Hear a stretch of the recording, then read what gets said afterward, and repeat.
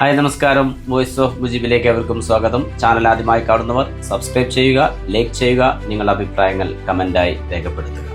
ചരിത്രത്തിലാദ്യമായി ന്യൂസിലൻഡിനെതിരെ ഇന്ത്യയിൽ വെച്ച് ഏകദിന പരമ്പര നഷ്ടപ്പെട്ട് നാണം കെട്ട് നിൽക്കുമ്പോൾ നാളെ ഇന്ത്യ 2020 പരമ്പരയ്ക്ക് തുടക്കം കുറിക്കുന്നു.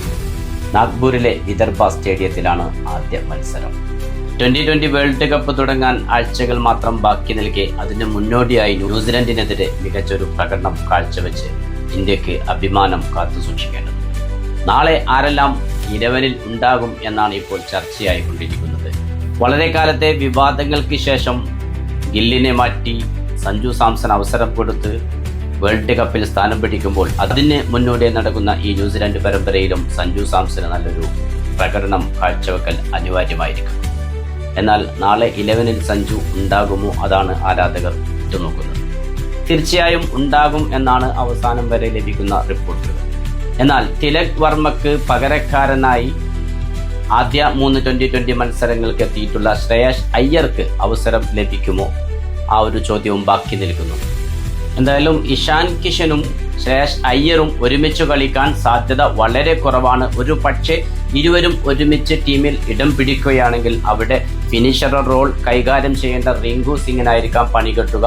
അപ്പോൾ ആ ഒരു സ്റ്റേജിലേക്ക് കൊണ്ടുവരുന്നത് ശ്രേയസ് അയ്യരെയായിരിക്കും എന്നാണ് വിലയിരുത്തപ്പെടുന്നത്.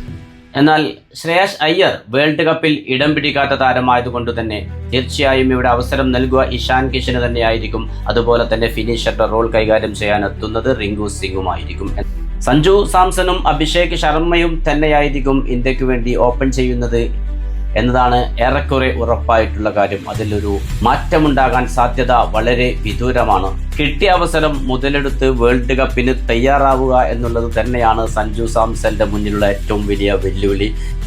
ഗില്ലിനെ പുറത്താക്കിക്കൊണ്ടാണ് സഞ്ജു സാംസനെ ടീമിൽ എത്തിച്ചിരിക്കുന്നത്.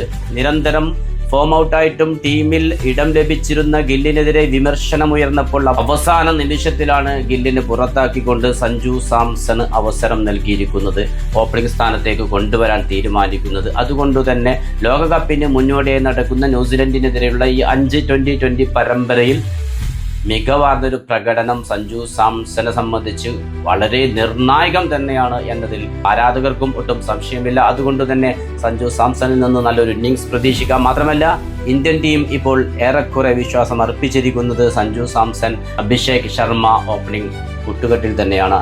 1-down ബാറ്ററായി എത്തുന്നത് തീർച്ചയായിട്ടും ക്യാപ്റ്റൻ സൂര്യകുമാർ യാദവ് ആയിരിക്കും. 4ാമത് ഇഷാൻ കിഷാൻ എത്താനാണ് കൂടുതൽ സാധ്യത.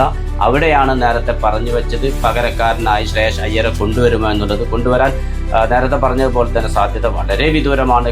ഓൾറൗണ്ടർമാരുടെ നിലയിലേക്ക് വരുമ്പോൾ അക്സർ പട്ടേൽ, ഹാർദിക് പാണ്ഡ്യ, പിന്നീട് അവസരം ലഭിക്കുന്നത് ശിവം ദൂബയ്ക്കാവാനാണ് കൂടുതൽ സാധ്യത. അതല്ലെങ്കിൽ ഹർഷിത് റാണയായിരിക്കും. പക്ഷെ ഇവരിൽ ഒരാൾ ടീമിൽ ഇടം പിടിക്കുമ്പോൾ ഹർഷദീപ് സിംഗ് പുറത്തിരിക്കേണ്ടി വരും എന്നത് മറ്റൊരു യാഥാർത്ഥ്യമാണ്.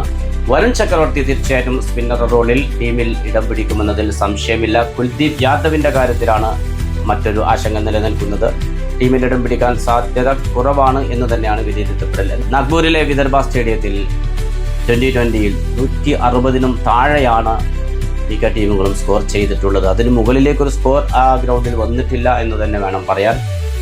2016 2020 വേൾഡ് കപ്പിൽ ഇന്ത്യ ന്യൂസിലൻഡിനെതിരെ 76 റൺസിന് ഓൾ ഔട്ടായ ഒരു ഗ്രൗണ്ടാണത്. അന്ന് ന്യൂസിലൻഡ് നേടിയത് 129 റൺസ് ആയിരുന്നു. അതിനെ ചേസ് ചെയ്യാൻ കഴിയാതെ 76-ന് പരാജയപ്പെട്ട ഒരു ഗ്രൗണ്ടാണത്. എന്നാൽ ഇംഗ്ലണ്ടിനെതിരെ 144 റൺസ് എടുത്ത ഇന്ത്യ ഇംഗ്ലണ്ടിനെ 139 റൺസിന് എറിഞ്ഞിട്ടതും അതേ ഗ്രൗണ്ടിൽ തന്നെയാണ്. അതുകൊണ്ട് തന്നെയാണ് പറയുന്നത് ബൗളർമാർക്ക് തന്നെയാണ് അവിടെ മുൻതൂക്കം. 160-ന് മുകളിൽ സ്കോർ വരിക എന്നുള്ളത് വളരെ സാഹസികമാണ്. എന്തായാലും നമുക്ക് കാത്തിരിക്കാം നാളത്തെ മത്സരത്തിൻ്റെ റിസൾട്ടിനായി. സഞ്ജുവിനെ കളിക്കാൻ കഴിയട്ടെ, ഒപ്പം ഇന്ത്യൻ ടീമിന് വിജയിക്കാനും സാധിക്കട്ടെ എന്ന് ആശംസിച്ചുകൊണ്ട് നിങ്ങളുടെ സ്വന്തം വോയിസ് ഓഫ് മുജീബ്. ഒരിക്കൽ കൂടി ചാനൽ ആദ്യമായി കാണുന്നവർ സബ്സ്ക്രൈബ് ചെയ്യുക, ലൈക്ക് ചെയ്യുക, നിങ്ങളുടെ അഭിപ്രായങ്ങൾ കമൻ്റായി രേഖപ്പെടുത്തുക. Good bye.